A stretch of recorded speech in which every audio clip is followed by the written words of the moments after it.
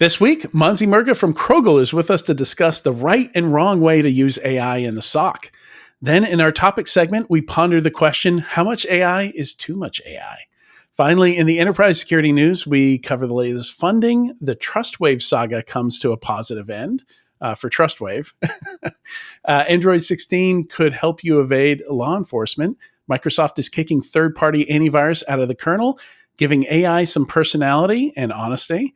Log4Shell canaries reveal password weirdness. Denmark gives citizens copyright to their own faces to fight AI. McDonald's has an AI whoopsie. Ingram Micro has a ransomware whoopsie. Drama in the trailer lock industry. All that and more on this episode of Enterprise Security Weekly. This is a Security Weekly production for security professionals by security professionals. Please visit securityweekly.com/subscribe to subscribe to all the shows on our network. It's the show where we talk security vendors and aren't afraid to name names. It's Enterprise Security Weekly. You can't protect what you can't see. Everyone knows that, right? That's why RunZero gives you total visibility across your internal and external attack surfaces. Worried about unknown and unmanageable devices? They've got those covered too. RunZero also helps you illuminate all types of exposures, even the elusive ones. They go beyond CVs to tackle the hard stuff, even 0 days. No agents, no authentication, just crazy deep data about your assets and exposures that focuses on the risks that actually matter. Not an endless sea of CVEs. Go try it for free and start seeing results in minutes. Visit securityweekly.com/RunZero to get started.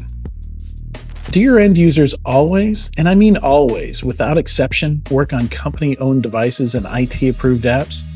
I didn't think so. So my next question is, how do you keep your company's data safe when it's sitting on all those unmanaged apps and devices? 1Password has an answer to this question: Extended Access Management. 1Password Extended Access Management helps you secure every sign-in for every app on every device because it solves the problems traditional IAM and MDM can't touch. Check it out at securityweekly.com/1Password. Welcome to Enterprise Security Weekly and happy National Kitten Day. This is episode 415, recorded on Thursday, July 10th. Yes, July 10th, 2025. I'm your host, Adrian Sanabria, and joining us is the Dean of Data Science, the Knight of Neurodiversity, the Watcher of Data Center Waste, Jackie McGuire. How you doing, Jackie? Hello, I am fantastic. And I love kittens as long as they never turn into cats. So, yay! Like, how come science hasn't figured that out yet? Like, we can clone sheep, but we can't keep cute kittens from turning into jerk cats? Like, that's stupid. But hi, everybody. Yeah, unfortunately, it's the same with human children, unfortunately. Those cute stages do not last forever. They eventually turn into jerks as well. They're just like cats. And if you have more than one, you can have multiple stages all at the same time. I know, it's great. Mine are each a year and a half apart, and so every time one of them stops having an attitude, the next one's ready to pick it right back up, and like something always smells terrible in my house. I am all done. Maybe not all done. I still need to get one of my kids driving, but they're both adults. Also joining us, the Baron of Bloodhound, the Pirate King of PowerShell, Sean Metcalf. How you doing, Sean? Doing good, Adrian. Good to see you again. It's been a while. It has been. It's nice to have you with us, and I'm looking forward to this interview, our topic segment, the news segment. I think they're all going to be bangers. We've got a lot of fun stuff to discuss in each of them. So getting to the interview here, today's topic is the right and wrong way to use AI in the SOC. We're excited to have Monzy Merza, CEO and co-founder of Krogel, with us today. Monzy was the VP of Security Go-to-Market at Databricks, and I assume that's the GTM that that's what that means, yeah. And spent a decade working on security products at Splunk. And he also has a background as a practitioner in the financial services industry, very similar to my background. Came to working in the vendor space and stuff like that from financial services. Welcome to the show, Monzy. Thank you. Great to be here. Good to see familiar faces again, too. Yeah. It's interesting. I spent 15 years in financial services too. So I wonder if it's just the systems thinking that people end up like staying within that. I was on the actual like customer money management side of it, though, not as much on That's cool. the technical side. Yeah, it was fascinating working at one of the world's largest payment processors, both before and after PCI came out. There was a lot of drama internally. Oh, I bet. Yeah. Yeah. Yeah. I wrote out the financial crisis. So all of the Dodd-Frank Oh, and I bet. Yeah, for what we you could too. do before the financial crisis versus what we could do after. Like the kinds of trades people would place was, yeah, it was two different universes. It was interesting. All right. Yeah. So jumping in here, yeah, where should we start here? So AI is getting shoved into everything. There's a lot of experimentation going on at the moment, and I talk to a lot of organizations about third party risk management related to AI, and it's not always, especially as we get into agentic here, it's going to get really convoluted, like where your data is actually being processed, where it's being sent. Does your third party have third parties? So Monzy, talk to me a little bit about some of the concerns you're hearing from folks on this front. Yeah, I mean, one of the biggest things we heard from customers is they don't know where their use case and then subsequently their data is going. So there are a lot of products and services that are rolling in AI capability. They might be taking in information or leveraging AI resources from another third party. So the customer, the initial user may not even know that when I'm sitting on the keyboard typing something, that data is going to awesomecompany.com, and that awesomecompany.com under the hood is actually tied into some other provider for either a large language model or for other agentic services. And then that provider passes it on to somebody else to do some other, a secondary computation and then return the result back. So there is this data movement problem now that's happening. The other thing that's happening is I think what we hear customers are concerned about is this transitive trust that happens. Many of us have experienced this on a daily basis multiple times. We log in, we don't create new accounts anymore for another service. We just log in using our Google account or Microsoft or GitHub or whatever Single account sign-on, that we have, for single sign-on, and now there's transitive trust that goes across, and we are now being generally sensitized to say it's cool. I'm just logging in. Everything is going to be secure, but we don't click on the other button to see how much access is actually being authorized to be able to transit. So I think those are the two major issues. One, there is this data movement problem, and then there is a transitive trust problem that is proliferating, and I think it just points to the fact that we really have a net new terrain now. Cloud was a new terrain, internet was a new terrain, and now we have this new AI terrain that's bringing in a new layer of complexity to what security teams have to deal with. And how many companies out there have like production work related data and stuff tied to their employees' personal accounts because of that? Oh, I'll just log in with my, GitHub account or whatever, right? Yeah, nobody dares say that when they got their new company computer, they logged in using a Microsoft account that they already had or an Apple ID that they already had, and we don't talk about those things, but that's what's happened. Yeah, and I think if you have a corporate laptop and you can't get into an AI service you want with your corporate Google account, you're just going to open a new Chrome profile and get into it with your and that was one of the initial things that when, ChatGPT first kind of became a thing, I was working in a marketing function, and all of a sudden these leaders in marketing were like, "Hey, I just use this to sort through a list of customer email address." And I was like, oh my God. Like, and not bad intentions, but just not fully understanding that, like, hey, you could have solved that security problem for $10. It's $10 to pay ChatGPT not to use your information, right? And like, yeah, it's and I also want to take this time with the Chrome login thing.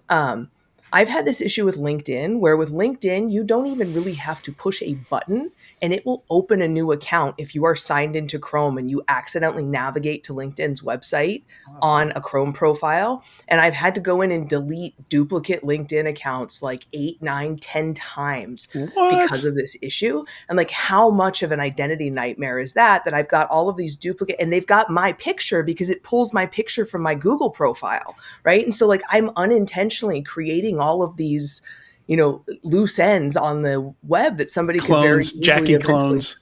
Yeah, exactly. And I set them up myself. And that it's terrifying.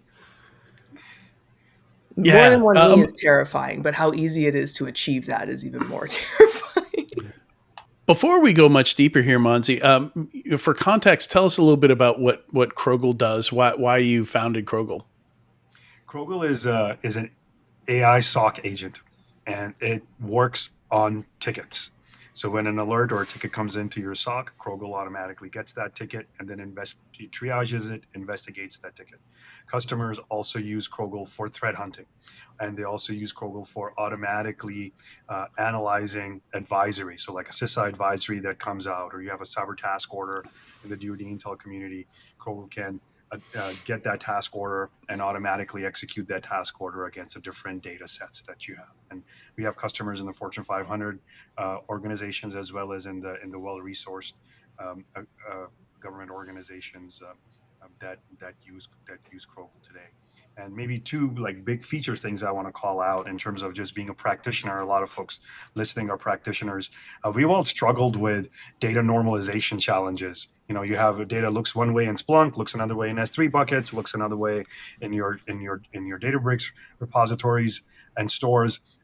Krogel has solved that problem. That data normalization for Krogel to operate is strictly optional.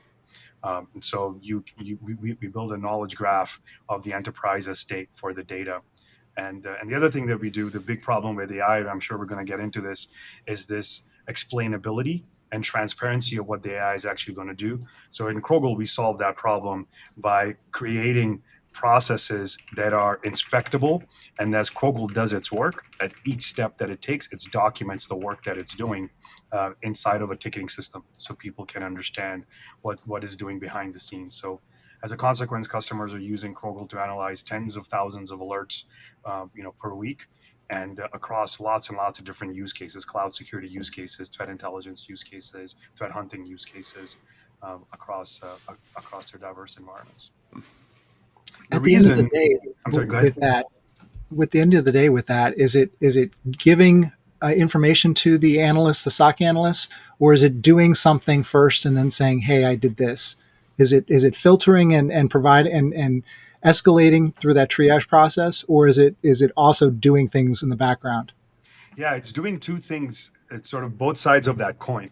So one thing that it's doing is it's learning from the environment and figuring out what kind of data is around. So we have this concept of the enterprise semantic knowledge graph, so that people can see how hot dogs in your Splunk index and sashimi and source IPs in your log analytics stores are all really only source IP addresses. So Krogel is doing that one thing in the background, constantly curating and putting data sets together and mapping them so people can see that. The other thing that's happening in the background is it's learning the different use cases that your organization works on, and automatically creating response plans by merging your own processes with MITRE ATT&CK framework or with written documents to say, this is the ideal process for this organization based on what this organization actually does or the data this organization has. So that's the sort of pre-work, if you will. And then the post work is when an alert actually comes in, or an advisory or a threat hunt it gets invoked. That work, when it's happening, Krogel is articulating what it is that it's doing about that as it's doing that work. And then, of course, you can escalate and close things and move things forward. Okay. Yeah, so it's interesting. We've seen a lot of startups emerge to kind of go after solving some of these security operations problems that we've seen related to the SOC. Obviously, the elephant in the room, the big one, is alert fatigue. It's just, and it's not even unique to the SOC. We see that with vulnerability management. We see that anywhere. That something does some kind of scan or some kind of data analysis and gives you output. DLP, we see it, right? It's just too much data for humans to handle coming out of that. And I won't name any names, but some of the approaches I've seen to this don't seem very scalable to me. And we've talked about this on the show before. I know me and Jackie, you at least, I can't recall if Sean was here for that or not. And And yeah, just hearing numbers like $9 an alert to process alerts, and then the same company saying that, also saying that their average customer has 4,500 alerts, and I'm doing the math in my head, and I'm like, that's $40,500 a day, and like that just does not compute to me. Like maybe Capital One can afford that, and they can handle that. But they've already built their own solution. Like they don't need to buy anything from you. They have 800 engineers running around just building security products internally. So yeah, I just kind of want to get your feel off of that. And there's some other things I want to dive into here as well. But just the scalability of it concerns me a little bit. That if you get 500 alerts that are all the same thing, you're just burning $5,000 of GPU time on that. Yeah. Well, I think that's also part of the every sim can do everything. Like everything wants to be a platform now and eat everything. And it's like, it's great that it can eat every log in the world. But when you do that without some type of control and normalization, to your point, you just end up with everything looks like an alert because, none of, yeah, I think it's a difference between what product managers think would be really cool for their platform and what customers actually can feasibly use. And Yeah. it's generally the deployment that's the I think issue. that nails it right there, Jackie. Yeah. Like I've seen a lot of anytime somebody says our tool is very powerful, I'm like, oh boy, we're going to need 3 to 5 spare developers to throw at this thing, right? Yeah, and like $1 million for professional services, right? Yeah. I think there is to that point when you said product manager. I have a small child, and she has the classical thing that hangs over her crib that kind of rolls around, and there's these beautiful horses and dragons and unicorns on it. But when you look at it from her perspective, she just sees a bunch of, like, I don't know, flat things. She doesn't Just see feet. there's just feet and butts, Feet. and she doesn't see the beautiful.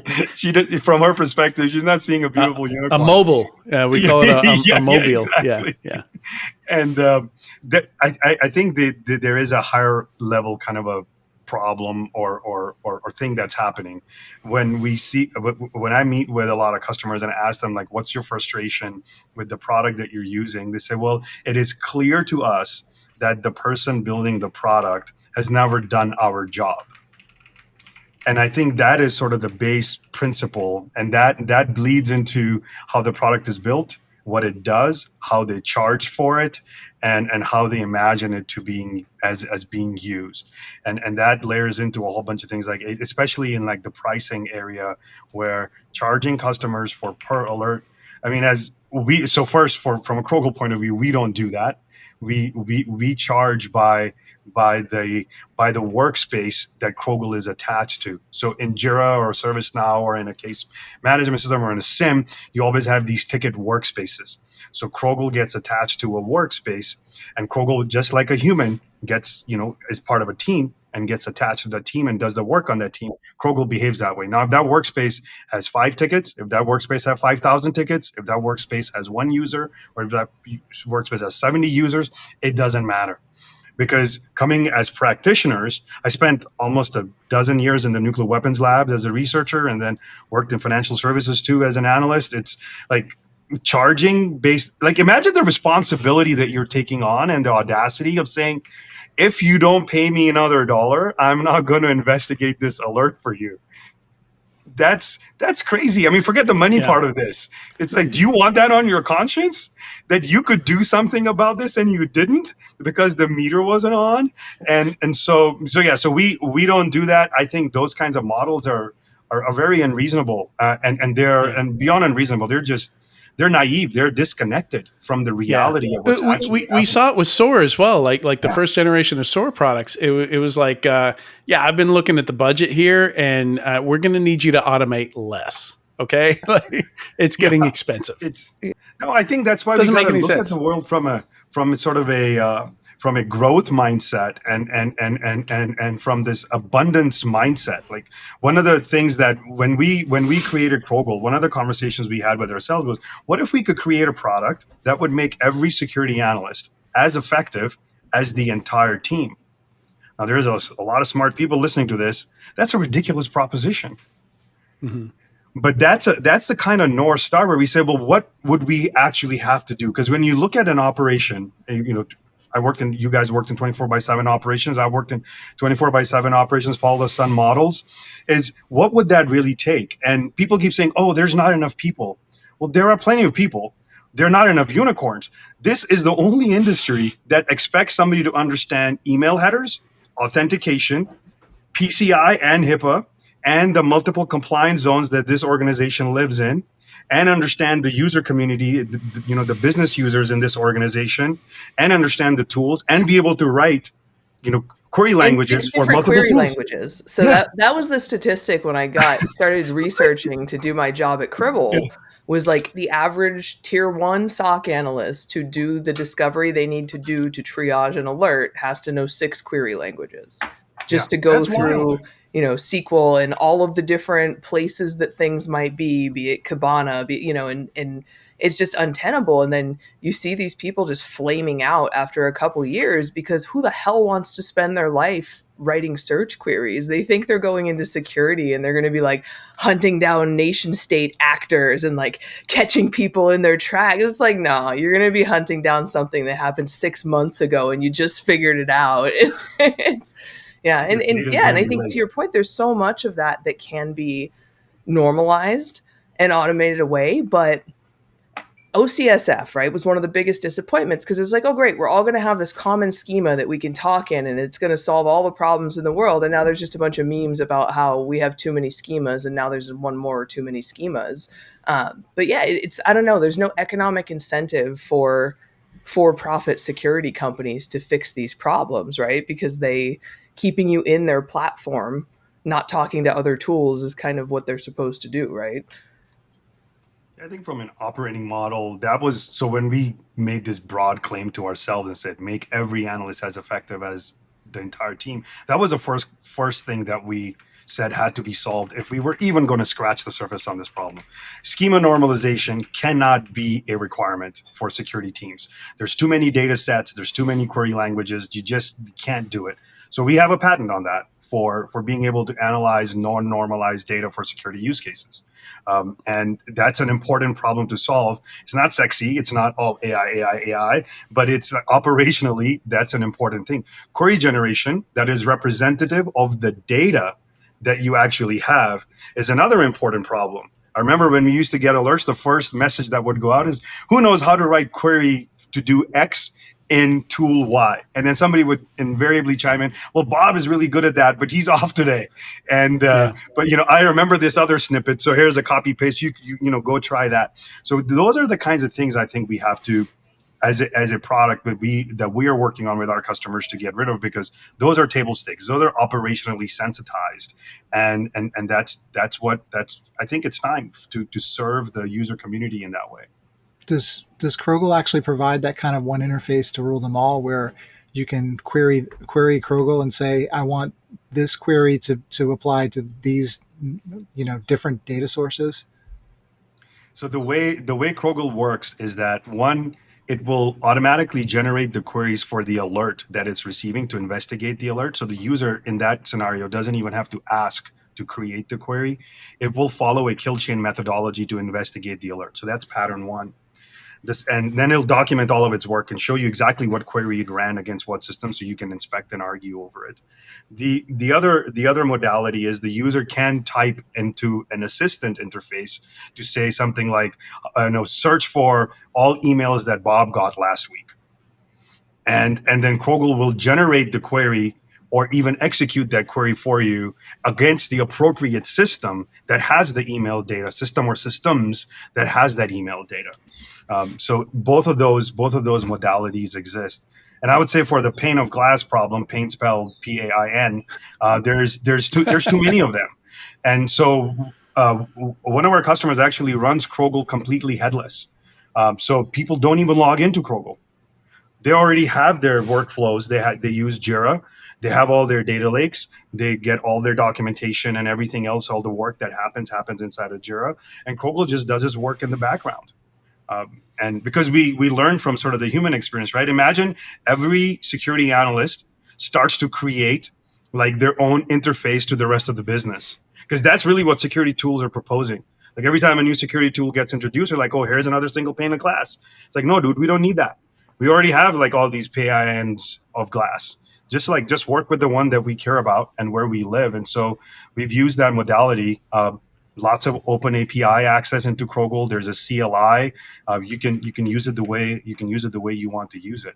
It's no surprise. It's built by us for us kind of a mentality that we have at Krogel, because we've lived the pain and we don't want people to live more of it.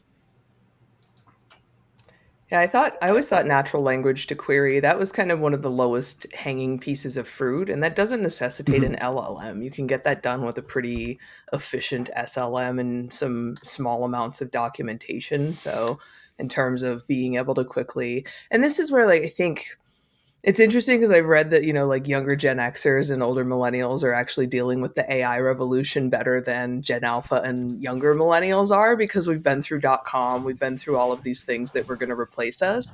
And I think, tier one analysts are not going away. We're not going to replace them with these AI playbooks. It's just that they're going to have, instead of being the gatherers of information now, they'll have to kind of level up their skills to doing whatever that first level of response past investigation is, which is likely like double checking the investigation and things like that. So I think it'll be interesting to see how, as this very arduous information gathering goes away, one, whether the satisfaction in the tier one role and the retention in the tier one role goes up, because that's one of the hugest problems we have, is that it's a talent gap, right? It's getting people from tier one to tier three, because they flame out. And so, if we can give them some of these tools and actually help them do some of the hunting, and the more proactive security stuff they really got into security to do, hopefully that'll help some of this pipeline issue.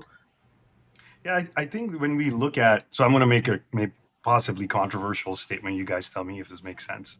Is I believe that one of the very interesting human capacities is the ability to ask a question, whether it's Newton or Einstein. And every time a human has asked a really good question and then went after to explore the answer, that has been a contributing factor to the growth of human civilization. And so asking a good question is very important. Now, where people are burdened after asking the question today, now we bring it all the way back to the SOC, is the competency required to explore the answer to that question. Because I need to understand my schema, I need to understand my query language, I need to understand where this data sits. So if we can, what we're trying to do with AI and what we're really trying to do with Krogel in particular is reduce the barrier of tool competency and increase the ability for a person to get curious and ask questions. Because what I learned in working in the SOC, most recently, was that it wasn't that security practitioners didn't know what to do or what to ask. They were just bounded by this tool variability. And so if we can even reduce that just by a little bit to help them get to the next step, they know what to do next. But just the friction, the velocity of that expression of the intuition, if we can reduce that intuition expression velocity, increase that velocity, then we're actually being of service. And anybody who comes up and says, oh, AI is going to replace this kind of person or that kind of person, especially in security operations, you have not done the job. You have no idea what happens, what outside of the physics of the frame, right? Just, there is a lot here, and that's people are saying that. I think they're saying less of that now, thankfully, but they're still saying that, and it's a ridiculous proposition. Yeah, that was our last topic segment we had. We were talking about whether or not AI would replace jobs, and that was kind of the conclusion I came to, is that when people say it's going to replace programmers, they probably don't realize what a programmer does. They probably don't realize that writing code is like 10% of their job, right? And we copy you tell somebody from that Stack Overflow anyway.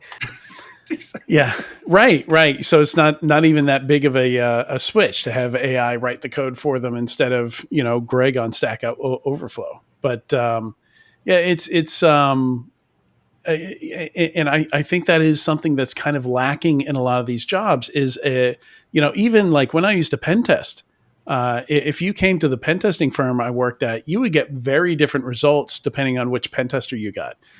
There wasn't a whole lot of consistency there because we were the product.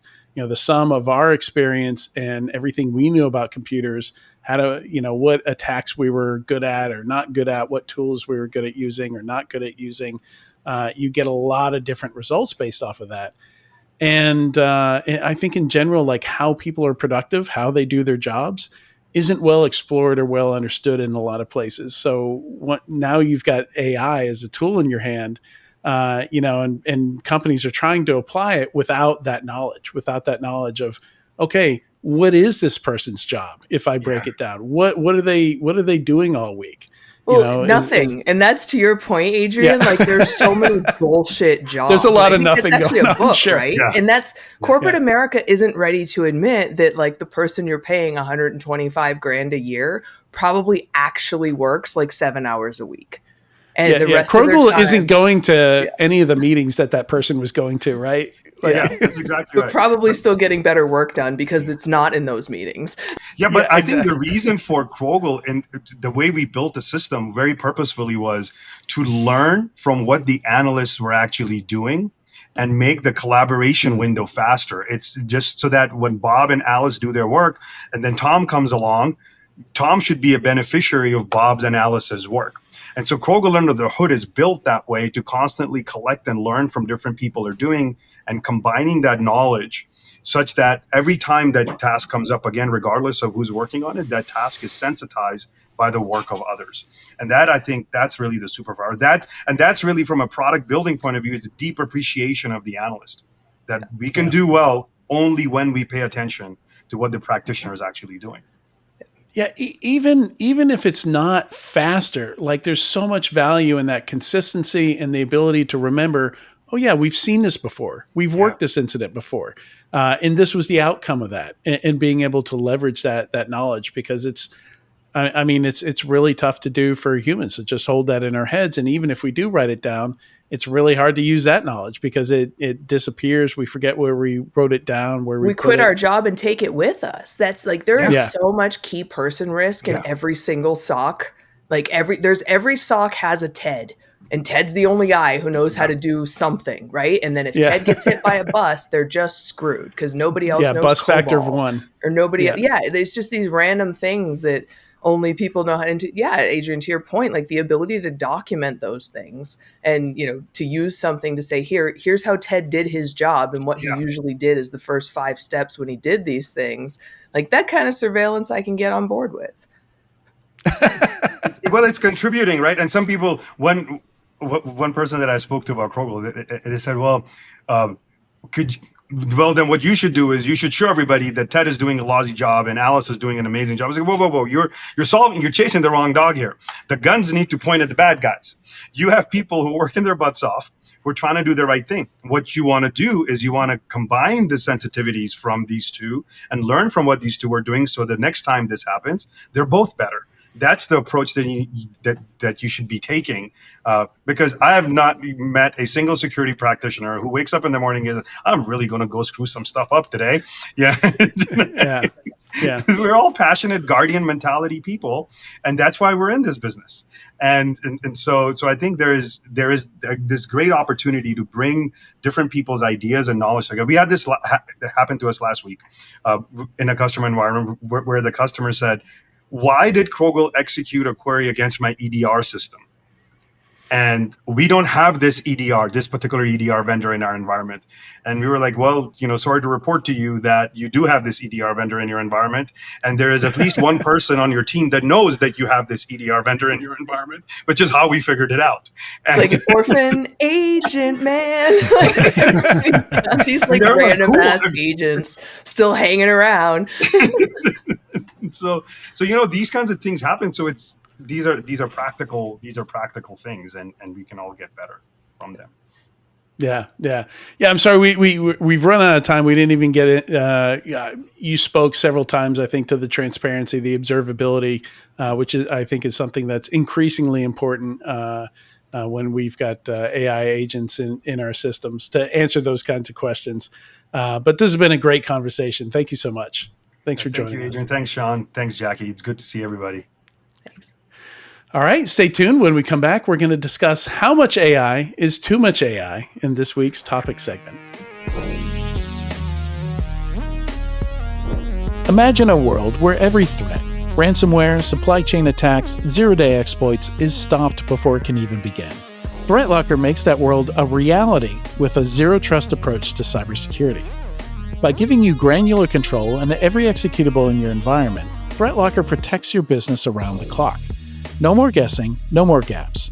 Just rock-solid protection that keeps your operations running smoothly and your data secure. Discover how ThreatLocker's least privilege approach can safeguard your organization against known and unknown threats. Take the first step towards total peace of mind by visiting securityweekly.com/ThreatLocker today. Welcome back to Enterprise Security Weekly. For this week's topic segment, I've titled this "How Much AI is Too Much AI?" And where this came from is several startup founders that I know were telling me separately, without even knowing each other, separately were telling us that they had lost deals, even though the customer really liked their product, because they have been instructed they are not allowed to buy any tools that do not include AI, that don't have AI baked into them. And I found this fascinating because these are both companies that were kind of like, they've done their due diligence. They've explored what AI can do. They've considered using it in the product. And, the result coming out of all that was, it's not really, there's not a good place for it. It's not really necessary for what we do, for what this product does. So they kind of proudly wore that badge of, yeah, we don't have any AI, which is, nice for folks who kind of get sick of all the AI hype and the AI washing. But this was surprising to me. It's been surprising to me how much even the most conservative organizations have jumped both feet into spending on AI, to the point where I've heard from some blue teams that even if their security budget runs out, they still have an AI budget they can draw from to buy things, as long as it has AI in it. Wow. I feel like this has to come to a head. So the result, both these founders are now considering putting AI features into their product just so that they can say that there's AI in it, so they can check that box, kind of like going out and getting your SOC 2, because our CISO said we can't buy anything if there's not a SOC 2.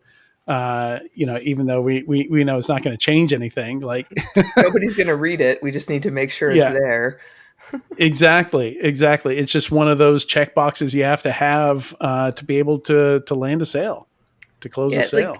The only two scenarios I can see where this makes any sense in reality, and I'm under no illusion that we're living under reality anymore, is either a competitor sold a competing solution that they were very, very gung-ho on the AI capabilities that they had needlessly integrated. I think that was the case in both of these cases. Yeah. Either that, or I think kind of hedging your bets, your FOMO, in that, we're not fully sold on AI, but we want to make sure every product we buy has the capabilities, so we don't have to go back and do another RFP and that whole process again if this thing actually pays out. But it's probably more that some competitor found some really BS use case to really push why AI was completely necessary in these products that it's probably not.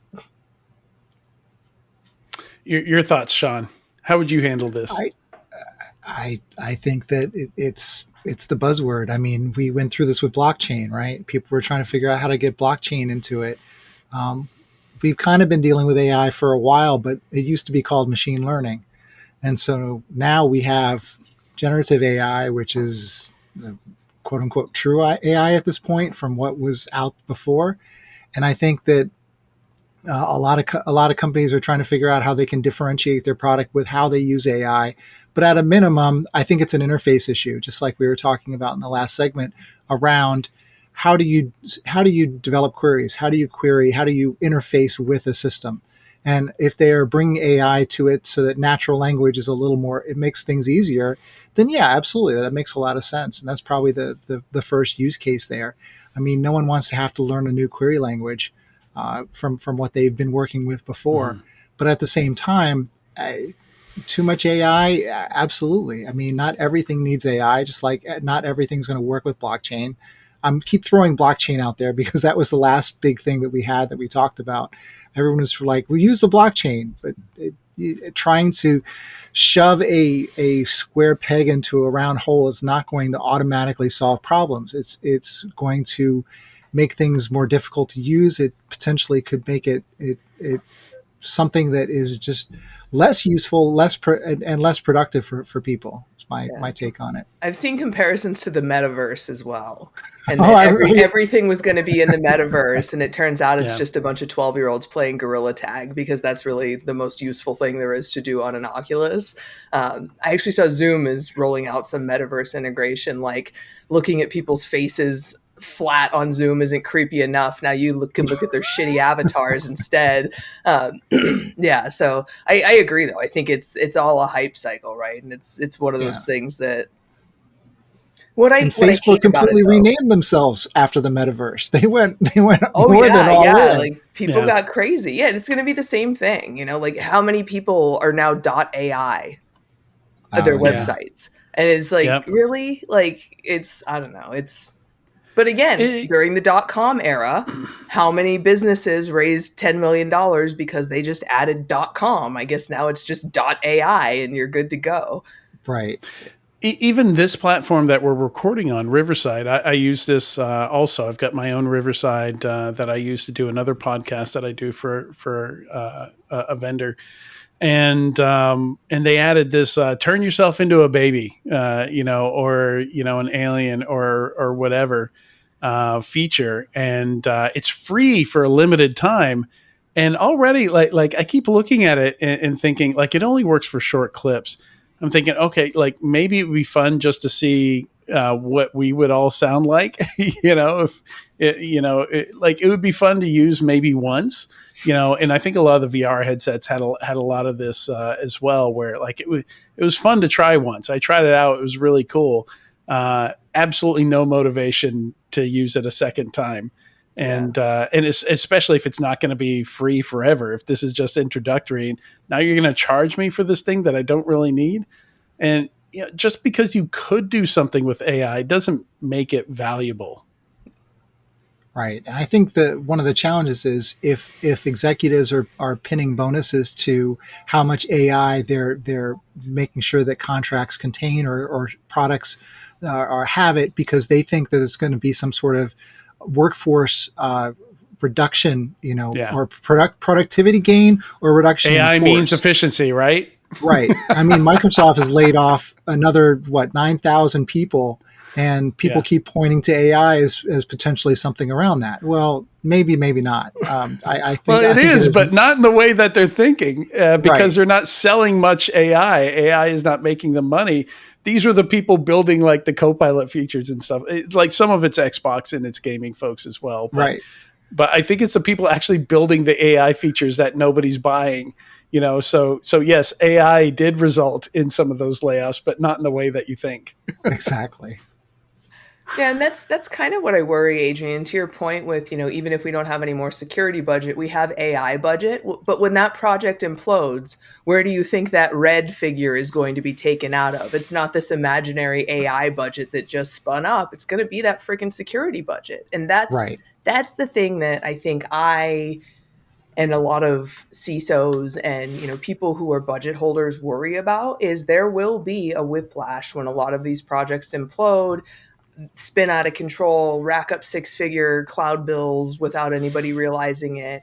And a lot of the cloud teams and IT teams and security teams are going to have to absorb those losses. And then future projects they want to get across, any other hype cycle, it's going to be once bitten, twice shy. And so like, I really feel for my friends who are like, not that I don't think we can't automate some things, but I know for a fact that I'm going to be the one whose budgets get cut when this thing really bleeds money. So yeah, That's a great point. I mean, it's not extra money; it's a carve out, right? Someone has carved it out and said, "Okay, this is for AI."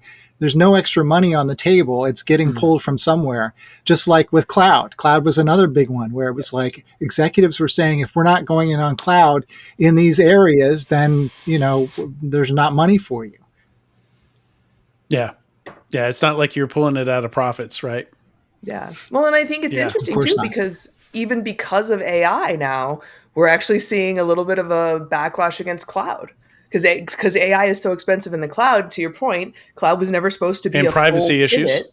And now we're seeing people be like, hey, we can't run these workloads in the cloud. We can, like, they have to be run. And there's also my colleague at the Cube, Savannah, talks a lot about there's like millions and millions of PCs, laptops that are due to be refreshed in the next couple years, and people are going to refresh them with laptops that can do these workloads that traditionally you have had to do in the cloud. And so I think we're at a really interesting point where, because They're even going to have a that, co-pilot button yeah, on the keyboard.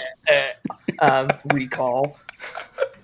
Well, remember, the network is the computer. I mean, everything's cyclical, right? It just cycles around, circles around again. We go to the cloud, then we have more processing power on our local computers, so they end up doing things. But I think one of the big things around AI and local processing has to do with privacy and protection of that data. And corporations have been very reticent to even explore the option of throwing in documents. People haven't. But companies have been more careful around that, or at least have put some guidelines around that. People have been just throwing them out there like crazy, just like Jackie's story in the last segment. Trying to figure out ways to make themselves more productive or make it easier to do their job.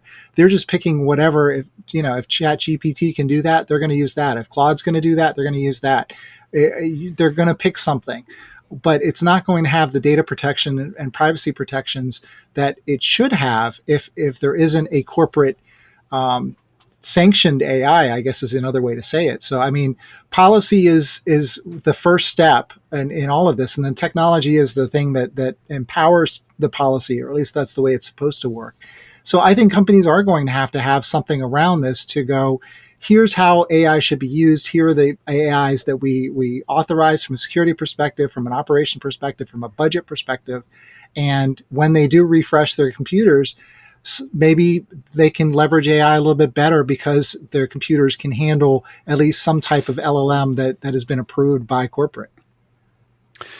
Yeah, one of the things that bothers me about this is we're so focused on, where can this new technology help us with efficiencies, that I think ultimately it becomes a distraction for a lot of the stuff that we do. Because with the AI for the SOC, it's all on the ticket side. It's all like once the alerts have already been generated. When instead, I think the question we need to be asking is on a day where we don't get hacked, why are there 5,000 alerts? Right. Or maybe it's a day we do get hit and we've got 5,000 alerts and none of those 5,000 alerts told me that somebody just social engineered my help desk and changed a critical engineer's password and logged in with his account. Okay, you can summarize those alerts now or auto close them for $9 an alert, but you also still miss the attack because you're focused at the wrong end of the thing. Yeah, it'd be great if AI could go, hey, there's alerts you're not seeing probably because you're not capturing workstation logs or domain controller logs in Active Directory. False negatives. Those things you're not going to see it. You're not going to get that information. Yeah. And I think that's one of the interesting kind of directions I was seeing for Krogel is hopefully once they've had, enough of this data, they can start saying things like organizations with similar structures are using this type of data, because it's the not knowing what you don't know and not knowing what you can't see that comes back to bite the vast majority of organizations. They're doing a great job protecting the things they know about. But when somebody just spins up a rando S3 bucket for their hot new Claude project, it's hard to know about that. So if it's like, hey, you should have an agent in your cloud and then you could have detected these undetected assets, that would be really nice. Yeah, and it's so much of it, like I spend a lot of time on vulnerability management, and so much of it just seems like all the vendors out there is like, I can give you more data on vulnerabilities. And because I'm giving you so much data on more vulnerabilities, you also need our AI module. which will solve the problem of us giving you so much data on vulnerabilities. When I go out and I actually look at the number of vulnerabilities every year that actually do anything, it's tiny. It's always less than 100. Like we've never had more than 100 vulnerabilities. Vulnerabilities defined by like issued a CVE, infrastructure type vulnerabilities in a year. So it's just madness. It's like, we sold you a haystack and a solution to that haystack, and oops, all haystack, no needles. Right. And this new buzzword is a way to solve that haystack that's just gotten bigger. Yeah, because we're still focused on how do I detect and respond to the fallout, not how do I prevent somebody from doing something Exactly. stupid in the first place, which is Yeah, the root arguably cause. probably what AI would be best used for, is like, hey, stupid, are you sure you want to do that? That might be a bad idea.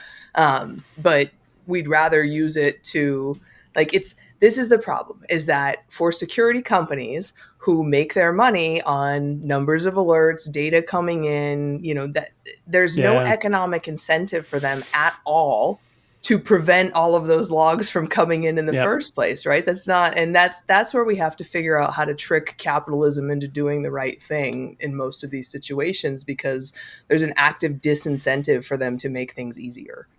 Yeah, it sounds like the return of Clippy that you're talking about. Hey, dum-dum, it looks like you're trying to do this. Maybe you should do this instead. Yeah. I mean, I actually wouldn't mind like an effective Clippy. Like I wouldn't mind that. It works. The more people joke about it, the more it sounds attractive to me also.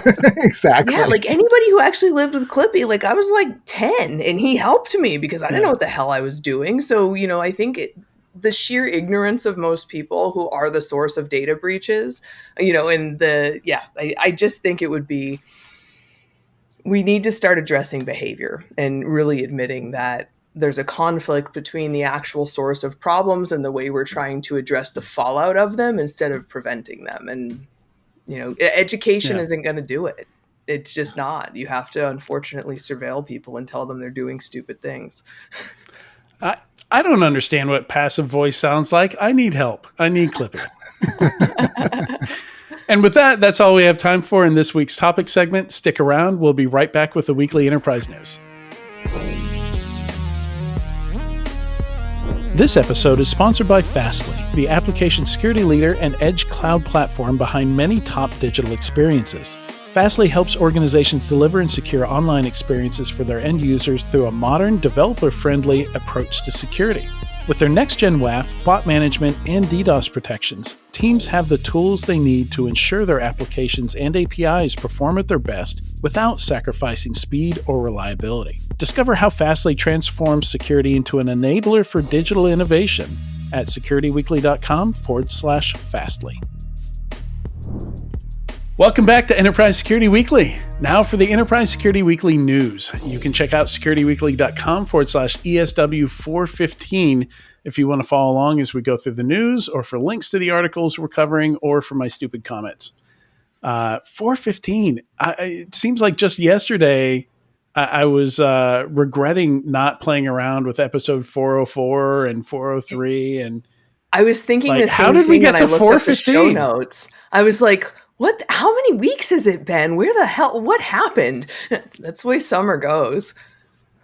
Yeah. Well, I've then I start thinking about it, looking at my calendar. Oh, right. I traveled to there and I went there and I did this. And it's been a busy summer. It's gone fast. Is going fast. It's not certainly from what you're talking about, Jackie. It is not over. Not over for you in the slightest, right? Yeah, we are headed into an even busier part of the year. So this is the lull. Usually July, everybody goes on vacation, but then it goes Black Hat, DEF CON. We have what is it? Reinvent, Falcon. I think we have MSSP Live in National Harbor. We have InfoSec World in October in Florida. So I pretty much am just going to run full out until Thanksgiving and then not talk to anybody until like January. Sounds like a plan. I do not think I'm coming to Black Hat or DEF CON, so I'm gonna sit that one out, which I'm not too sad about. June was too crazy. Yeah, I will not be there either. Yeah, I moved an entire house from Florida to Oak Ridge, or most of a house, and a lot of it is still sitting around me in boxes. And I just need a couple of weeks to just wander around and take care of stuff and put stuff in place. Also, I started a Substack, and I need more time to do writing. I've got so much writing, so many projects, so many plans for that thing. So we'll maybe talk about some of that on the podcast here eventually. All right, so jumping into it, we're not going to cover all the funding here. We can jump in if any of this is interesting. I'll just kind of speed run through it, and we can jump back to any that sound interesting. But Zscaler raised a $1.5 billion post-IPO debt round. I kind of wish, I don't know how much you know about this, Jackie, but that is almost meaningless to me. I don't even understand. The cap call portion? Yeah, how that works outside the, like, I understand the VC side of things, but once a company goes public, it's just all, if it's not a PE acquisition, like, none of it makes any sense to me. Yeah, so they basically are doing convertible debt. So what this is essentially it's bonds that mature. I think theirs is 2028, July 15th, that if they don't want to pay the bonds off, they can actually convert them to Zscaler stock. They also did what's called a cap call transaction. This has to do with calls are a type of option. So when you're talking about option, there are calls and puts. Calls give you the option to buy a stock. Puts give you the option to sell a stock. So basically what they're doing is they are both buying a call and selling a call. And essentially it kind of hedges the stock price in the middle. So they're predetermining the price at which they're going to be able to convert the debt by putting a hedge around the stock price. So what this will allow Zscaler to do is if rates drop, then they can refinance the debt at lower rates. If rates spike, then they can convert it and they don't have the money to pay the debt back. They can just convert the debt to Zscaler stock. And then with the cap call transaction, they know exactly what their potential maximum loss or the investor's maximum gain is when they convert that to stock. So it's a fairly complex transaction. Likely, they just acquired Red Canary. So obviously this is probably partially to fund that and the integration and the new go-to-market motions and things like that. That's speculation on my part. I did interview Jay at Zenith a couple weeks ago, but we did not talk about this, nor did I know about this. So, but yeah, I get to go back to my old Fidelity days working as a stockbroker. I was like, holy crap, I actually know what all of this means. So in your opinion, is this a shrug, a single eyebrow raise, a double eyebrow raise? Like is there anything interesting here? Or is this pretty typical for a company in their position? I think if we look at what's going on right now, we have kind of unprecedented levels of attempted interference with the markets and specifically interest rates and the FOMC than we've seen with any other administration. So Trump outright called for, a very, very large cut in interest rates. Is kind of going after Jerome Powell pretty aggressively. And so I think for most companies looking at needing to raise cash, one, rates are pretty high right now. And while Trump may be pushing to cut rates, there are a lot of things that influence rates beyond what the Fed sets the Fed funds rate at. And so I think this is a pretty strategic and smart transaction in terms of we need debt, we need to fund this acquisition, we need to, have some capital to do things with. We have the convertible option so that if, quite frankly, if our stock is down because the market contracts over the next couple years, we can convert it at a somewhat lower rate. I mean, it gives them a lot of options and it kind of caps the maximum loss they can stand. So if you don't know where the market's going and you think it's possible that rates could spike just as easily as that they could drop, and you think it's possible that your stock price could drop, reducing your ability to borrow in the future, most people are expecting some type of market correction in response to all these tariffs and mini trade wars. So, yeah, I mean, I think it's a shrug in that it's like it was probably expected they needed to come up with the cash to fund that transaction and continue operations in some way. The complexity of the transaction, I think, is probably a leading indicator of what you'll continue to see as companies try to navigate borrowing cash in an insanely unstable environment. Yeah. So having cash is better than not having cash when you don't know what's happening tomorrow. Yeah. Yeah, right now. And I mean, yes, assuming the US dollar yes, Yeah. yes. I don't want to go too far down an economic rabbit hole, but Yeah. yeah, I mean, Yeah. yes. Yeah. If I wanted We to got borrow other money stuff to get right to. now, if I wanted to borrow money right now and the market still seems to have this level of irrational exuberance, it would be a really good time to borrow it as a publicly traded company. Yeah. Gotcha. All right. We also have Cato Networks here, who's a direct competitor with Zscaler, I believe, with some of what they do, at least. Raised $360 million, $359 in a Series G. So not sure what their exit plans are there, but a lot of cybersecurity companies you don't see quite make it to Series G.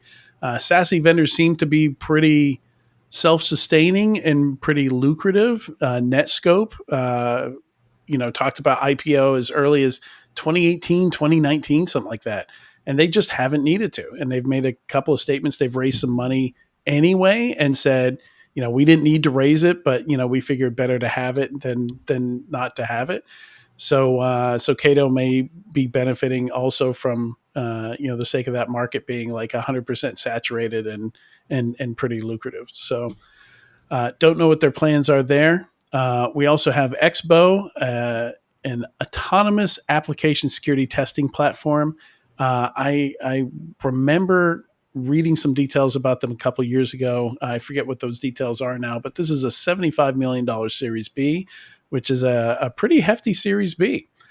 And yeah, I don't know if there's an AI play in there. I'm sure there is. There is. I'm sure if we went to the website, yeah, we'd There immediately is. see. Expo is the company that uses AI to find vulnerabilities, There you go. new There you go. vulnerabilities. Although there's a lot of, from So what I understand, DAST, there's right? a lot of massaging that happens behind the scenes with the team as they work with the Expo AI to get it to the point where it better understands vulnerabilities and how to discover new ones. So more of a human in the loop situation. Yeah, I believe so. Cheap contract. Yeah. Mechanical Turk, powered The by Mechanical Turk. It's the Waymo effect. Yeah. If you don't know that it's remote controlled, it's autonomous. Exactly. Yeah. Databon, clever name there, like Autobahn, spelled like Autobahn, but data. Is a US-based security log data management platform. Haven't really had time to look into a lot of these. Apologize for that. They raised a 17 million Series A, so I'm just kind of reading through these. That's ForgePoint Capital, which is always an interesting one, to see what they're funding. They're pure play cybersecurity VC. Then we've got Bonfi.ai, another one of your favorite TLDs there, Jackie. Another .ai, United States-based AI-enabled data loss prevention platform, focused on securing content generated by generative AI. So that's a weird nuance there. Like DLP definitely needs to be disrupted, and like nobody's really figured out how to get the false positive rate down to something manageable from everything I hear from people using it. But DLP that's only focused on securing Gen AI generated data. Yeah, and I don't really, the press release is vague enough that they probably don't even know what they're doing. Okay. Because I could see this being really valuable from a model protection standpoint, right? So if it's like, hey, we're going to focus on securing anything that comes out of this model needs to be secured somewhere so that it never gets put back into this model, because you don't want to train a model with data it generated, or you cause model collapse. Like sort of something like that.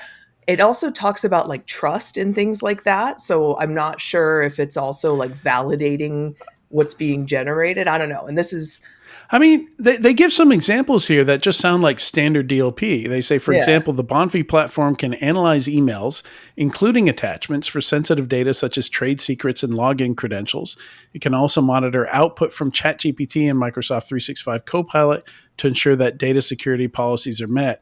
That's not generative AI. Like sure, generative AI spits stuff out that could have come from a RAG that could be sensitive data, right? That's still just classic DLP. Yeah. just applied to the output of generative AI. So this sounds like more standard DLP to me, which is, um, like I said, needs to be disrupted. But Bonfi It's is one of the welcome to hardest add problems out us. there. If you Yeah. guys want to come explain what you do that isn't just DLP, you're welcome to get in touch. It's AI Yeah, that's I mean, disrupting it's just regex. we've moved. I'm all for that. Yeah. Yes. So yeah, and that was kind of the idea. That's what we've seen in the DLP space is we've seen it move from regex to ML models and companies where you could even train, if you had some kind of weird proprietary data, you could train your own model on it to recognize that particular proprietary data. And now some are using generative AI in some way. I think to build those ML models or to figure out like what models need to be trained.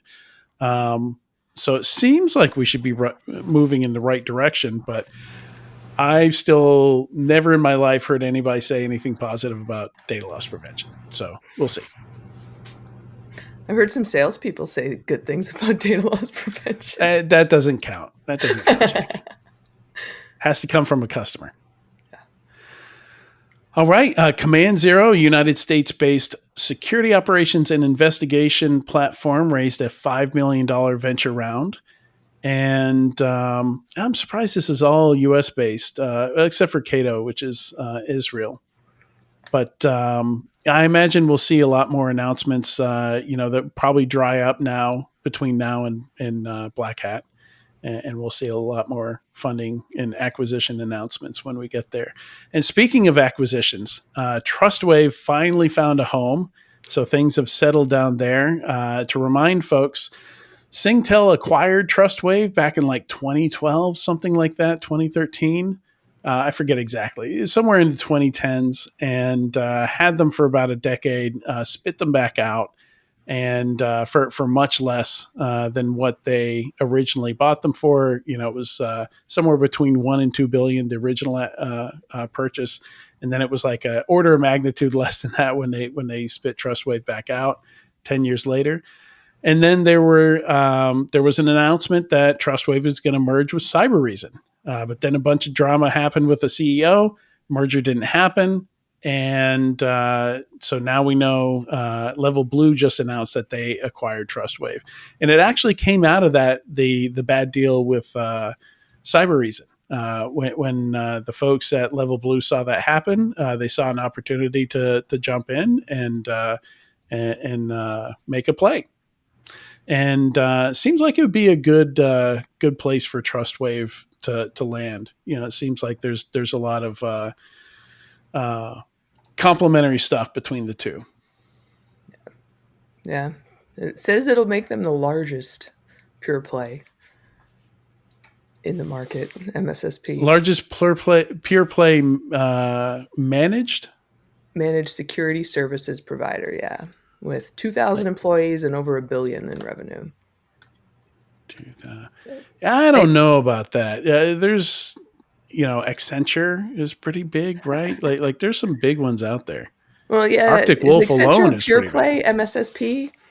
Oh no, Yeah. they're not pure play. That's a good point. So this is Yeah. that's like I love one of my favorite things in marketing is the dissection of data to create the qualifications. growing, the biggest in the Pacific Northwest. the fastest growing company with exactly 325 employees to hit 100 million in revenue in February.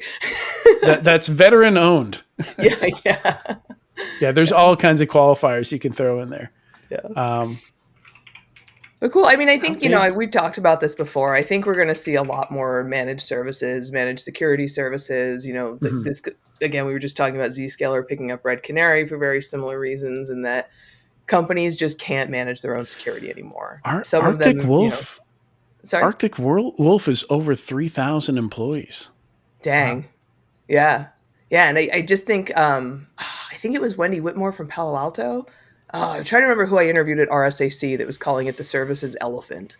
And that's what they're referring it to, is it just like the opportunity for services over the next 5 to 10 years is Yeah. astronomical.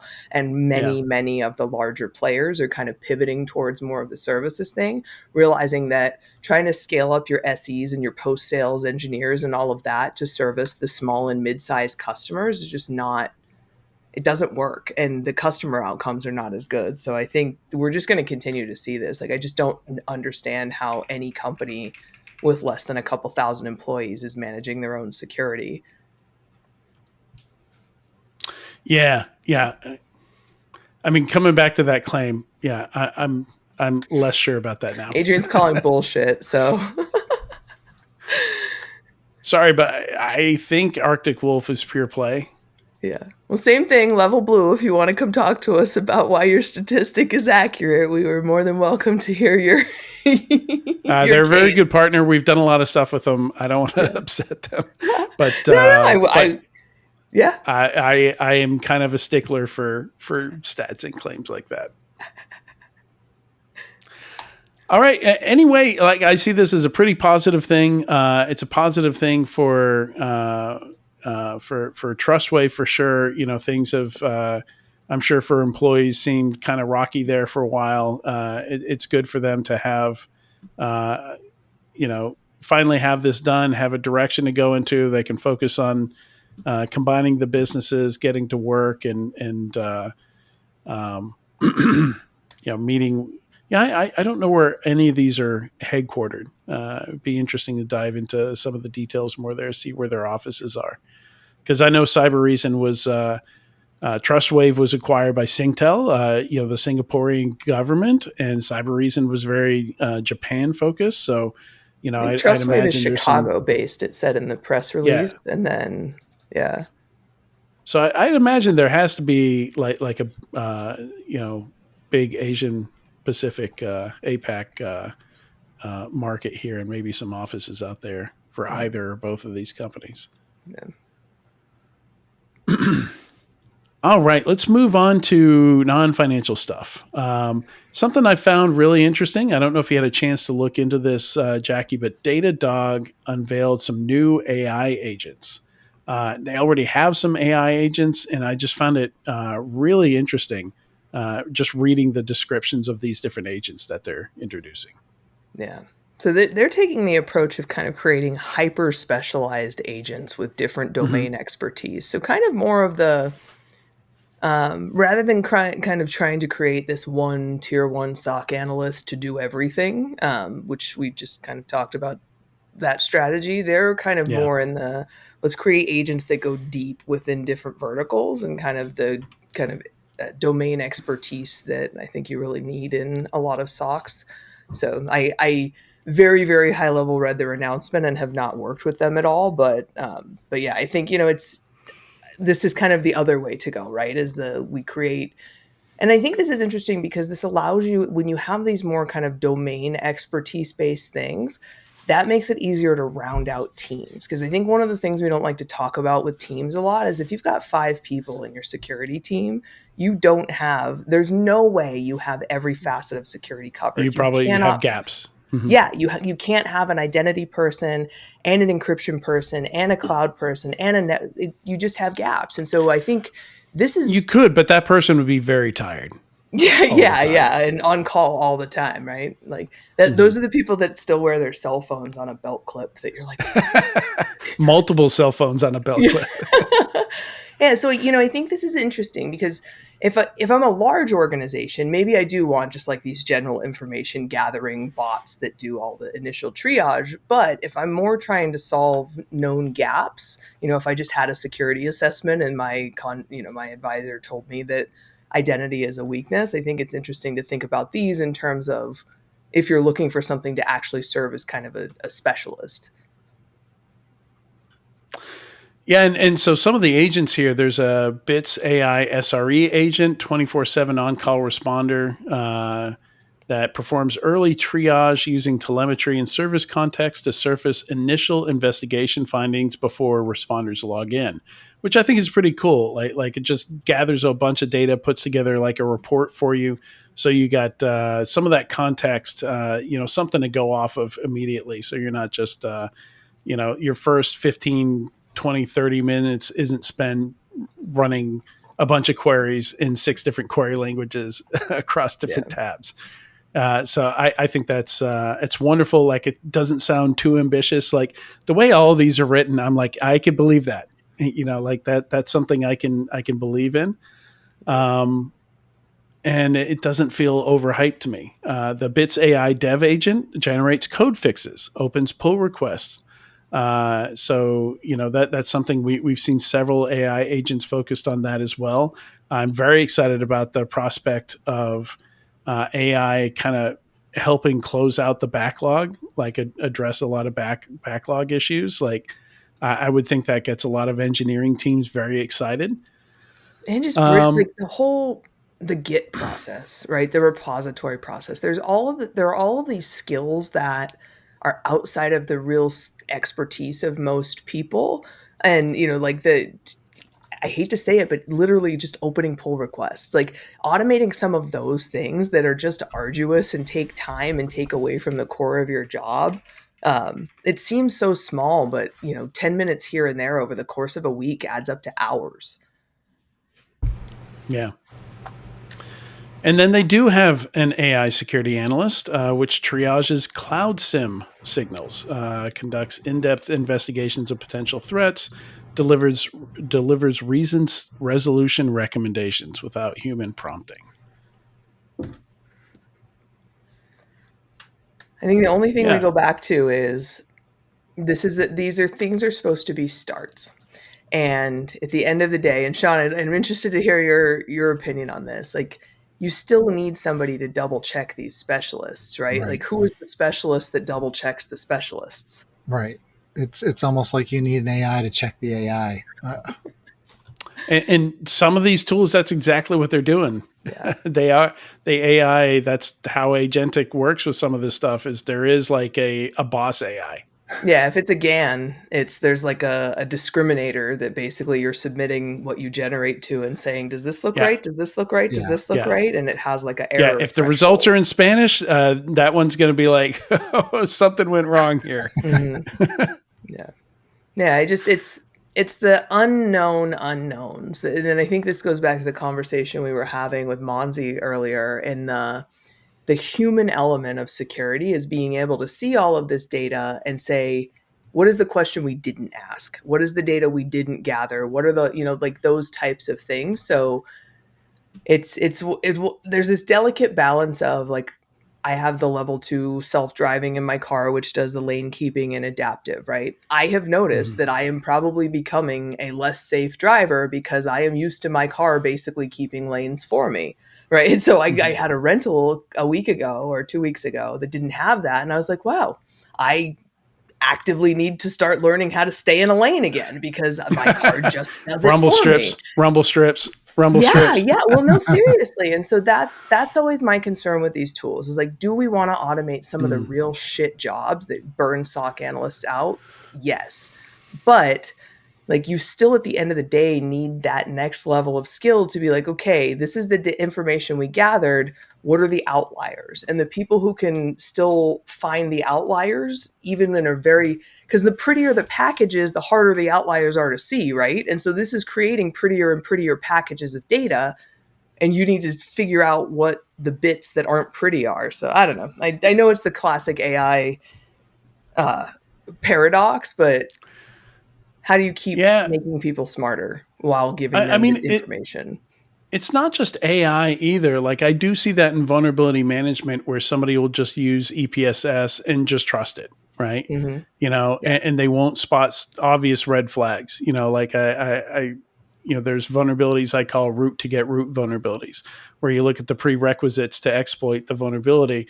And it's like, well, those prerequisites put me in a position where I don't need the vulnerability, right? Like I've already got what the vulnerability would give me. And like if you've never done that kind of offensive security work, maybe you don't spot those red flags. Maybe you don't notice. So I think it's not just AI. It's any kind of abstraction that takes you away from using those kinds of skills where you're relying on this ML model to prioritize your vulnerabilities for you or to manage your alerts for you. There's going to be some obvious red flags in there that if you have done that work, you'd be like, whoa, this is trash. And the person next to you is like, really? Why? So, I think that's something we need to stay aware of.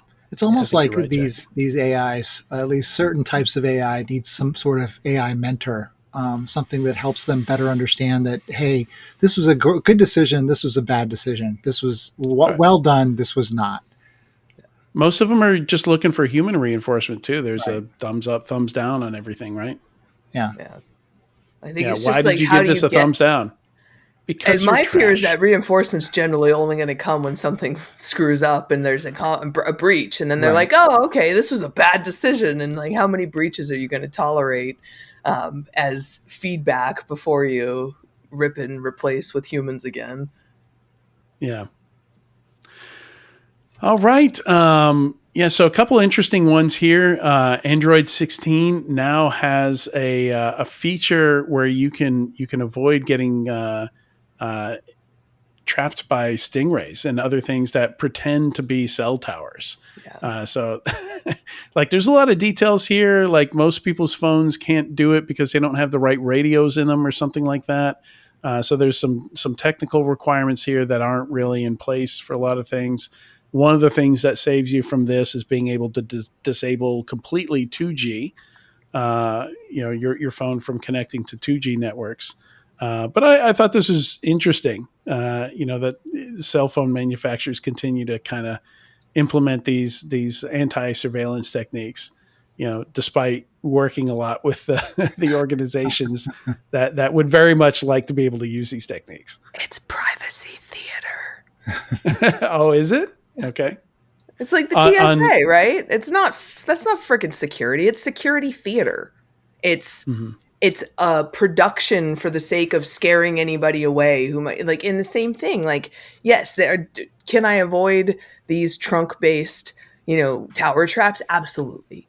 But at the end of the day, are they still gonna? Well, Google at least will tell you that your email has been subpoenaed. But like at the end of the day, they still work with law enforcement. So I don't know. It very much feels like talking out of both sides of their mouth when you know that they're actively also trying to find deeper ways to sell your data into.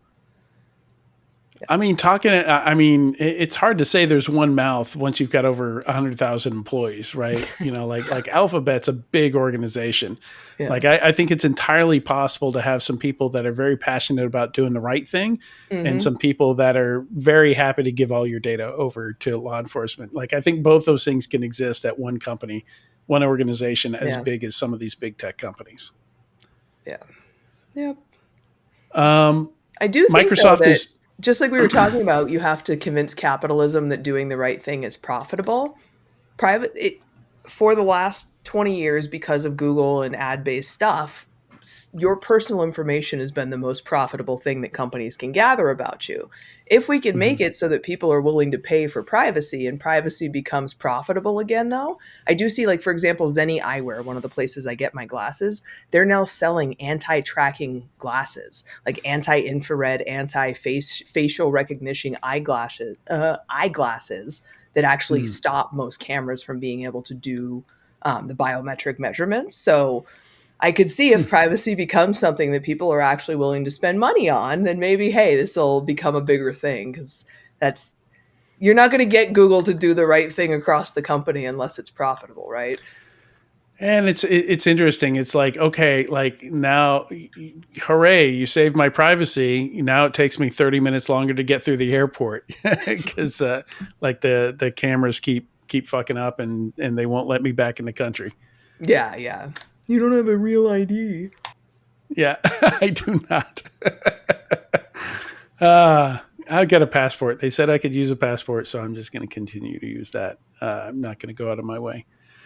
Anyway, Microsoft is moving AV providers out of the Windows kernel. They said it might happen after the CrowdStrike event.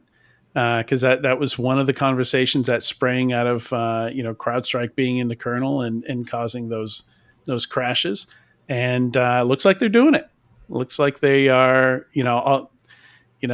Mac OS doesn't let anybody else in there either, so it's not exactly new ground for them to do this. I imagine Defender will still. So that'll have to be some. That I'm sure that'll be some antitrust lawsuit at some point, if only them are allowed in there. But yeah, I think this is a direct result of that CrowdStrike incident. Yeah, it absolutely is, and Microsoft is looking. They're working with the vendors to figure out how this framework is going to work. They're putting it out in a preview so that the vendors can test it out, make sure that it works the way that it's supposed to. They're focusing on AV vendors and EDR vendors first, and then looking at use cases beyond that. But one thing that's pretty cool is that they are testing quick machine recovery, which is designed to prevent incidents like the CrowdStrike issue that happened last year, where people have to physically go to the computer to get it recovered and restored.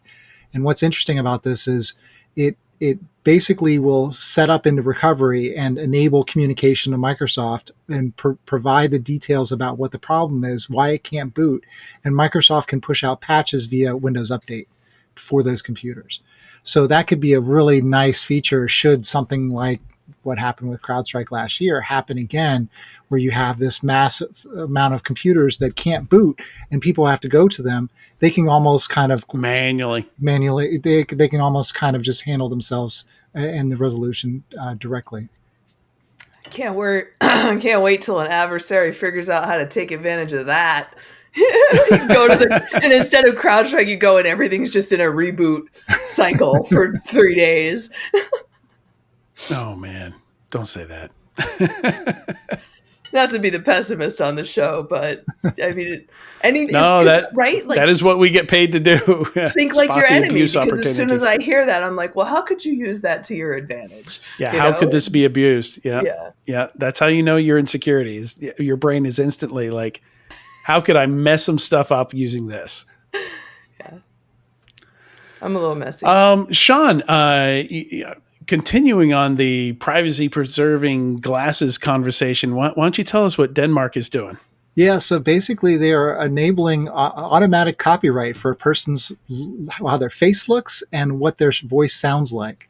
And so the whole concept behind this is that should this law go through, people could actually get things taken down because of copyright infringement. And so it's currently going through the process with the courts or the law writers to figure out what this looks like, and should this expand beyond this could provide some capabilities to help people from getting spoofed, from getting deep faked. Sounds pretty interesting. Yeah. It's a huge, it's such a huge issue that we have not figured out how to deal with yet. I follow the Electronic Frontier Foundation, and it's something that they're always thinking about. So it's nice to see like some of the more progressive countries starting to try to put into place some type of framework to get this under control, because obviously the countries that their economy runs on personal data are not going to do it. So if a country that's not that economically dependent on personal data can lead the way, then maybe the people can push for that regulation to take effect in countries that are more economically dependent on it. So it says satire and parody get a free pass, which is typical of copyright law, though it's easy to imagine a future where this is a loophole that some will attempt to exploit. That's a good point. Also says the bill has massive political support, 9 out of 10 MPs backing it, and they're hoping other EU countries follow suit.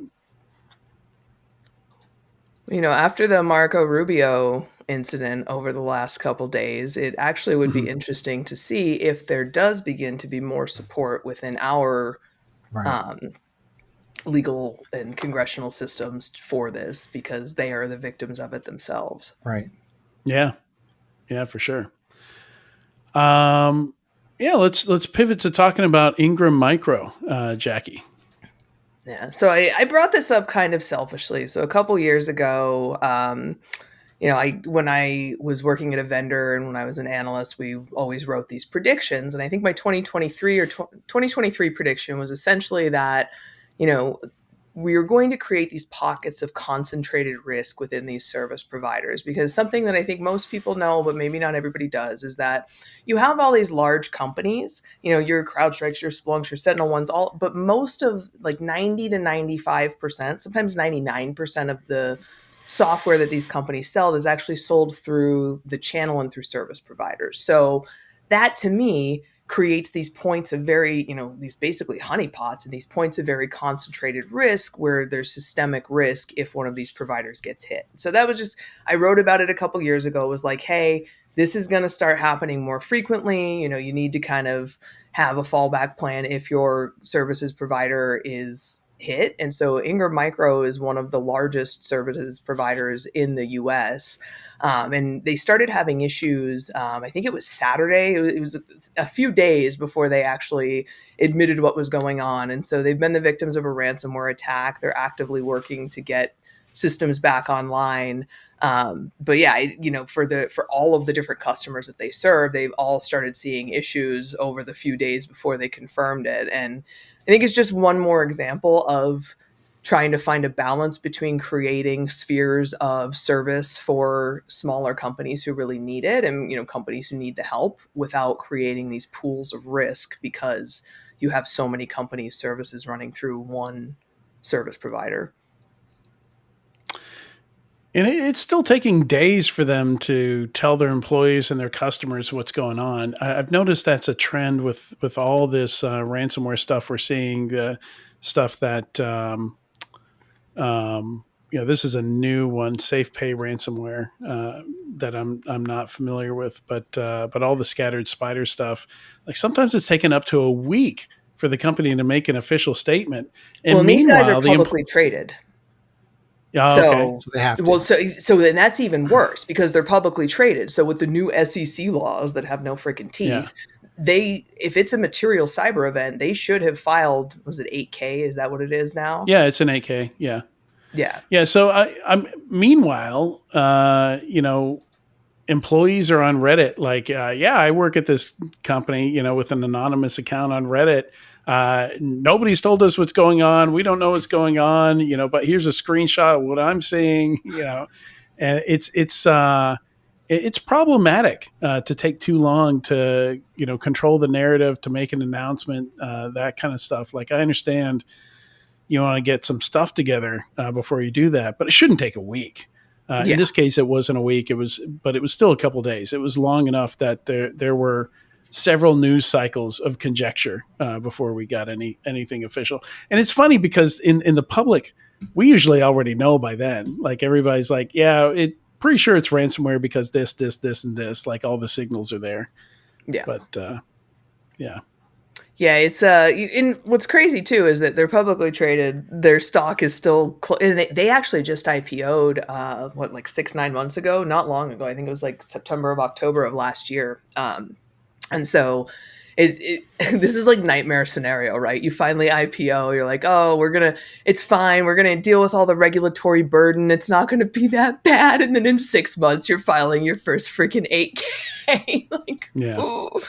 That sucks for them, but I have a friend who told me one time we live in an age of zero accountability, and their stock price is close to where it was when they IPO'd. Yeah. So apparently their investors aren't too concerned about it. I mean, we reporting on this stuff daily, right? This happens to a different company daily. We know, a couple news cycles and everybody forgets about it. Let me run through a few of these real quick. So my number 5 story, personality of AI agents. This is a really interesting essay from my friend Nipun Gupta, who points out, like, sure, the default state of AI is to be very confidently wrong, but it doesn't have to be. You can change how they output their responses. You can control some of this stuff.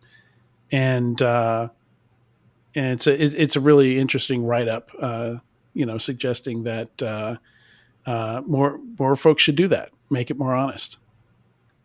But yeah, I mean, nothing crazy that he's suggesting here. But yeah, I've even been shocked that on some platforms they don't give you any ability to change the default system prompting or the alignment and stuff like that. Whereas other platforms let you do all kinds of customization of that. So I think it's a really good point he's making here, where if a security AI agent is going to give you some output, it should be very transparent about how sure it is of Right. what it's telling you, or if there's, it should throw in some disclaimers, right? Like it should say, but this is based on a small sample size, but, this is, not something I can confirm for sure. Like it should throw in some of this stuff so that people don't just inherently trust everything AI says to them. So like a hallucination meter. Yeah, well, I mean, it's more than that. Like it doesn't know if it's hallucinating, right? It's not going to know that, but you can kind of tune these things to say, I'm processing that, this is based on limited data or something like that. Yeah. Or ask it to give you the second and third most likely responses along with the first one, those types of things. And I've done that before. Like, Gemini does that pretty well. They give you the option of alternative drafts, but you can just bake that in. I just started building my own gems on Gemini, which are kind of like the little model context protocol things that you can create for yourself. And you can build that into the gems, like, always provide me with the second and third backup response, something like that. And he gives some really good examples in here. So check this out. He includes some very real world examples here of what this could look like. And this is something as simple as just changing the prompting, changing the alignment within whatever AI agent or service that you're using to do this. So a very practical suggestion, I think. Number 6 is super interesting. Apparently, there are nerds among us that don't trust anything and do crazy stuff. And Rob Fuller is one of those, aka Mubix. He puts log4shell canaries in his passwords because of course he does. And he gets triggers on those canaries. So to explain this a little bit, the log4j vulnerability, which we generally refer to as log4shell when you exploit that log4j vulnerability. As long as log4j sees an exploit string, you can make it trigger. And for log4j, well, first of all, like you need an old vulnerable version of log4j for it to trigger.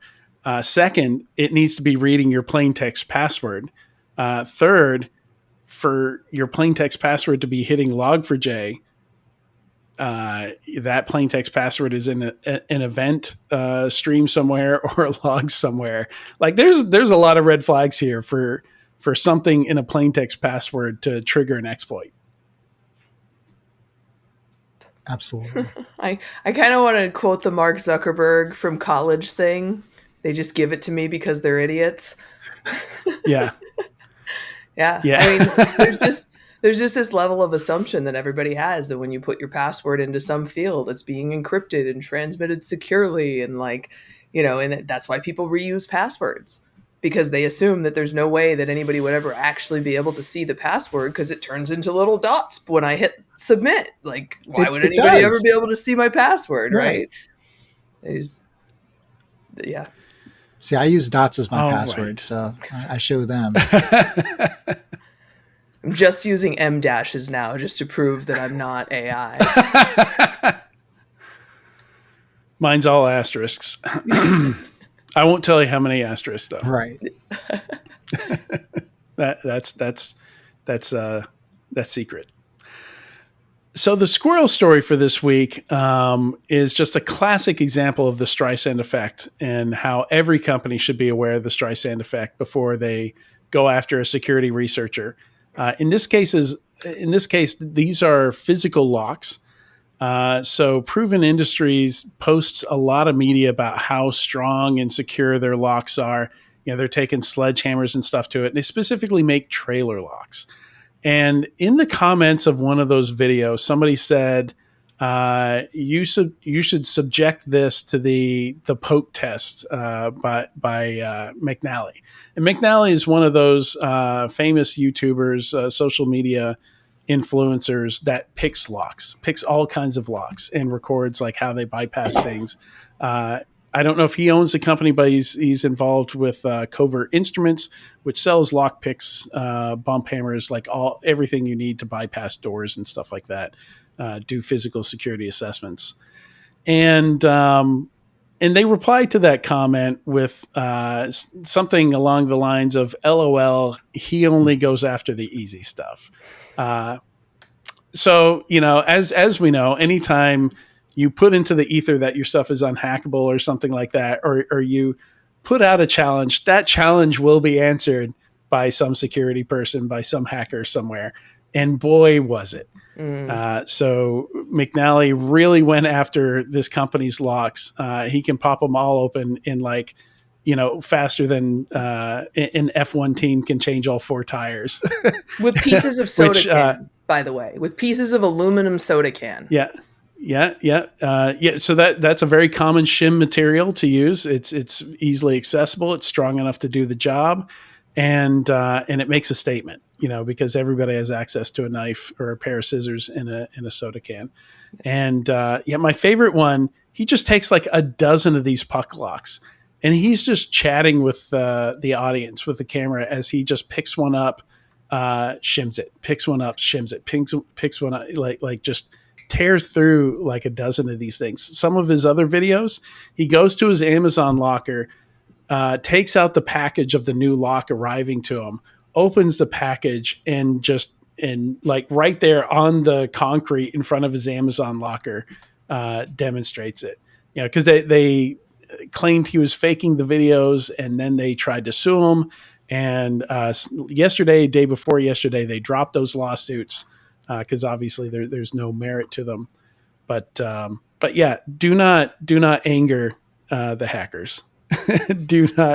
Do not send them challenges that you don't want to see tested. I think that's the lesson here. Yeah, absolutely. I don't know if you guys got to watch any of those videos or not. Oh, I did. Yeah. And I mean, it's, I don't know. I always think that you have to be very deeply unhappy in your personal relationships to sue somebody over something. Having recently been sued myself by a bitter Airbnb host. So I just it's usually never the best option because you're probably just going to draw more attention to the thing that you're really pissed off about. He introduced me to a new technique to opening locks too. Slapping the lock. He just hits it with his hand, and because there's a spring in there, because that's how the latch works, if you slap it enough, or you slap it hard enough, or you slap it just right, the thing just pops open. So all you need is your hand. You don't need lock picks. You just you just slap the lock and it opens. I was like, that is incredible. and really bad. Yeah. Like you could accidentally open your lock by, I'm sure that's happened to people. That's probably how they figured out they could slap it open, is they dropped it on the ground and it popped open. It just pops, right? Yeah. Incredible. Anyway, that's all we have time for this week. Thank you so much, Sean and Jackie, for joining me today. Today's been a ton of fun, as I think I promised at the top of the show. Absolutely. Thank you for having us. Yes, thank you. Best part of my week. Oh, thank you. Thank you. Mine too. I love putting these together. And I'm going to look forward to some of the short videos that Sam produces out of these. Now that she's been putting a lot of those out there, I find myself thinking that while we're recording an episode, that's going to make a good short. Right? Yeah, it's fun. All right. And a big thanks to everyone watching or listening to this week's episode of Enterprise Security Weekly. Next week, we'll be talking to Helen Patton about her book, soon to be books plural, in the cybersecurity canon, which I'm a member of, and we have a Hall of Fame for security books. So that'll be a lot of fun. Come back next week and check that out. See you then. Bye.